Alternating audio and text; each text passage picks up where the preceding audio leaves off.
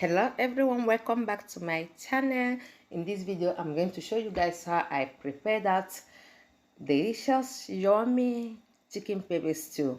It's easy to make because here I'm going to use soft chicken to prepare it. So without wasting much of your time, let's go and see how I made that delicious and yummy chicken pepper stew.